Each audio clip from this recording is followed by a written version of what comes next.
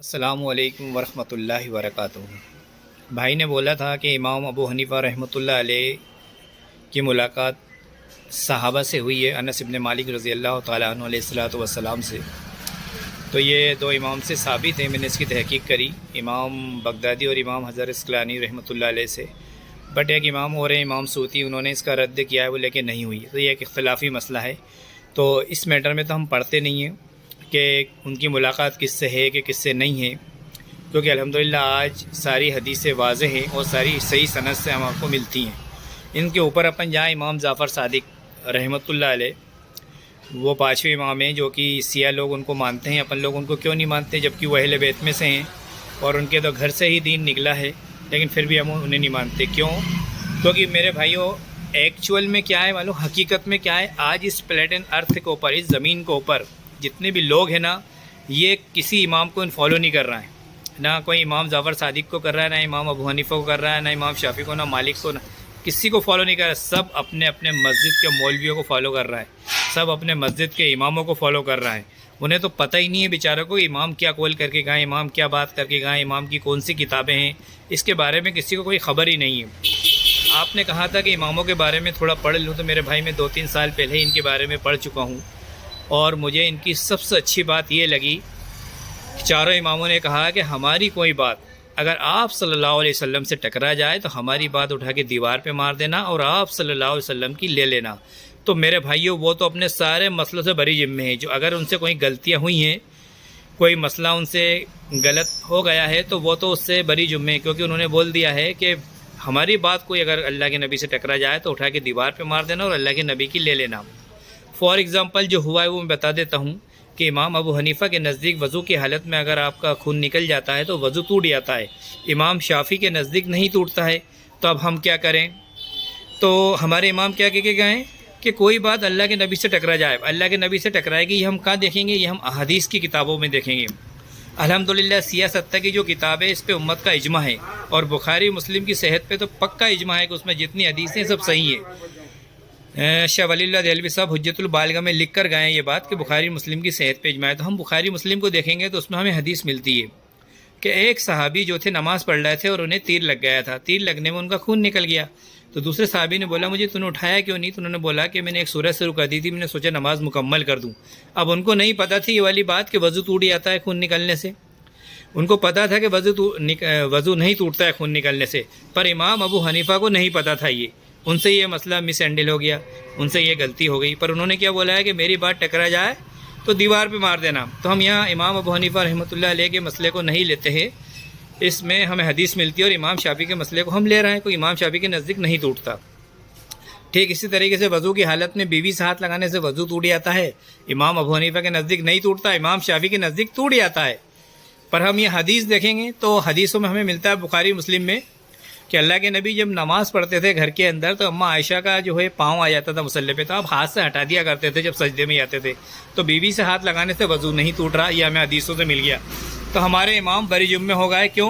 کیونکہ ہمارے امام نے کہا ہے کہ ہماری کوئی بات اللہ کے نبی سے ٹکرا جائے تو ہماری بات اٹھا کے دیوار پہ مار دینا۔ تو ہم نے کیا کرا؟ حدیث لے لی اور امام کے قول کو چھوڑ دیا۔ میرے بھائیوں، اماموں کا جو حجت الوداع کے اوپر آخر میں جو خطبہ دیا ہے نا اللہ کے نبی صلی اللہ علیہ وسلم نے کہ میرے بعد 2 چیزیں کس کے پکڑنا، قرآن، یہ اللہ کی رسی، اس میں نور ہے، اس میں ہدایت ہے، جو اسے چھوڑ دے گا گمراہ ہو جائے گا۔ تو اور دوسری چیز میری سنت، اللہ کے نبی کی سنت ہم کہاں دیکھیں گے؟ آج کے دور کا بتا رہا ہوں، آج ہم کہاں دیکھیں گے اللہ کے نبی کی سنت؟ امام ابو حنیفہ کے دور میں تو اماموں کو انہوں نے پکڑ رکھا تھا تو وہ ان سے پوچھ رہے تھے، پر آج ہم کہاں دیکھیں گے؟ آج ہم کتابوں کے اندر دیکھیں گے۔ کون سی کتاب؟ جس پہ امت کا اجماع ہے۔ دیوبندی، بریلوی، اہل حدیث، سیاہ، سنی، نیازی، جتنے بھی زمین کے اوپر فرقے ہیں اور علماء اکرام ہیں اور جو ماننے والے ہیں، ان سب کا اجماع ہے اس بات پہ کہ بخاری مسلم کے اندر جو حدیث ہیں الحمدللہ سب صحیح ہیں۔ تو ہم کیا دیکھیں گے؟ سیاہ ستہ کی کتابوں کے اندر۔ تو ہمیں اس کے اندر جو چیز ملے گی اس پہ ہم انشاءاللہ عمل کریں گے صحیح سند سے۔ ہاں، اگر اللہ کے نبی آخری وقت پہ یہ کہہ کر جاتے کہ میرے بعد قرآن کو کس کے پکڑنا، اس کے بعد 4 امام آئیں گے یا 5 امام آئیں گے یا 10 امام آئیں گے، تو کسی ایک امام کو کس کے پکڑ لینا، ایسا کچھ اللہ کے نبی نہیں بول کے گئے۔ جو ہم قبر کی حدیثیں پڑھتے ہیں، قبر کے اندر الحمدللہ جانے کے بعد جو حدیثیں ملتی ہیں ہمیں، درجنوں حدیثیں، اس کے اندر کسی حدیث کے اندر ذکر نہیں آتا کہ وہاں پر کسی امام کا ذکر ہوگا، کسی امام کے بارے میں پوچھا جائے گا۔ وہاں پر بھی آپ صلی اللہ علیہ وسلم کے بارے میں پوچھا جائے گا، تو ہمیں کس کی اتباع کرنا ہے؟ اللہ کے نبی صلی اللہ علیہ وسلم کی۔ اللہ کے نبی صلی اللہ علیہ وسلم سے جو ہمیں عمل ملتا ہے اس پہ ہمیں عمل کرنا ہے۔ سمجھ میں آ رہی ہے میرے بھائیوں؟ اگر یہ چاروں امام پیدا بھی نہیں ہوتے نا تو بھی ہمارے پاس آج دین آتا، کیونکہ ہمارے آقا علیہ الصلوۃ والسلام نے فرمایا تھا کہ آپ صلی اللہ علیہ وسلم نے اپنی بیٹی سے فرمایا تھا کہ تیرے باپ کا یہ دین ایک دن ہر کچے پکے گھر میں داخل ہو کے رہے گا۔ تو میرے بھائیوں، اماموں نے جو محنت کری ہے اس ٹائم کے لوگوں کو انہوں نے بتا دیا، اور بعد کے جو لوگوں نے محنت کری، جو حدیثوں کے امام ہیں، انہوں نے جو محنت کری ہے، سب سے جو بڑھیا بیسٹ محنت ہے وہ انہی کی محنت ہے۔ جو آج ہمارے کو دین مل رہا ہے نا، جو آج ہمارے کو حدیثیں مل رہی ہیں، جو آج ہمارے کو اللہ کے نبی صلی اللہ علیہ وسلم کی سنتوں پہ ہم چل رہے ہیں صحیح سند سے، آج جو ہمارے اندر اختلاف ہے اسے دور کرنے کے لیے ہم جو بحث کر رہے ہیں، یہ انہی کی محنت ہے۔ اگر وہ یہ محنت نہیں کرتے تو آج ہم تقلید میں رہتے، سینہ بسینہ دین آتا۔ تو دیکھو آپ امام ابو حنیفہ رحمۃ اللہ علیہ کے منہج کے اندر، ان کے مسلک کے اندر کتنے فرقے ہیں۔ قادیانی ہیں جو کہ اسلام سے باہر ہو گئے، بریلوی ہیں، دیوبندی ہیں، اور نیازی ہیں، اور اس طریقے سے کافی فرقے ہیں۔ امام جعفر صادق کے اندر بھی نیچے 12 فرقے ہیں، جو سیاحوں کے اندر بھی 12 فرقے ہیں۔ تو میرے بھائیوں، یہ اماموں کے اندر تو اتنے سارے فرقے آ رہے ہیں نیچے، تو یہ سب لوگ امام کی اتباع کر رہے ہوتے تو آج سب ایک ہی پلیٹ فارم پہ ہوتے، لیکن یہ سب کوئی بھی امام کی نہیں کر رہا ہے، یہ سب اپنے مولویوں کی کر رہا ہے۔ جو ابھی 14ویں صدی کے جو مولوی ہیں نا، آج سے 100-200 سال پہلے جو انہوں نے بتایا ہے نا دین، ہم اس پہ چلنا ہے۔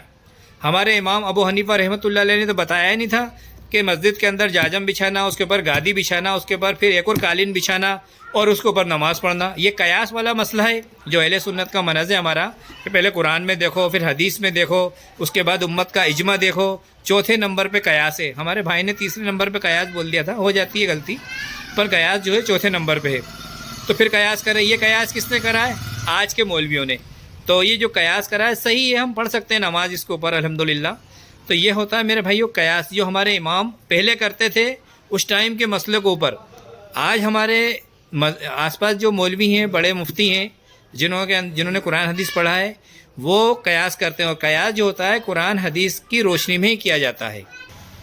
ہوا کیا ہے میرے بھائیوں، اپنے دماغ میں اپن نے یہ انجیکشن لگا لیا ہے کہ ہمارے جو مولوی ہیں ان سے کوئی غلطی نہیں ہوتی، ہمارے جو امام ہیں وہ بہت نیک تھے، ان سے کوئی غلطی نہیں ہوئی ہے۔ تو میرے بھائیوں، سب سے پہلے تو ذہن سے یہ چیز باہر نکال دو آپ، کیونکہ دیکھو غلطی کس کس سے ہوئی ہے۔ اب میں بتاتا ہوں آپ کو، حضرت عمر رضی اللہ تعالیٰ عنہ سے بھی غلطی ہوئی ہے، ان سے بھی مسنڈل ہوئے مسئلے۔ اب آپ کہوگے کہ ان سے کیسے ہو سکتی ہے غلطی؟ تو میرے بھائیوں، حدیث حسان بن صادق رضی اللہ تعالیٰ عنہ مسجد کے اندر اشعار پڑھ رہے تھے، شاعری سنا رہے تھے، ابو ہریرہ رضی اللہ تعالیٰ عنہ پاس میں بیٹھے ہوئے تھے۔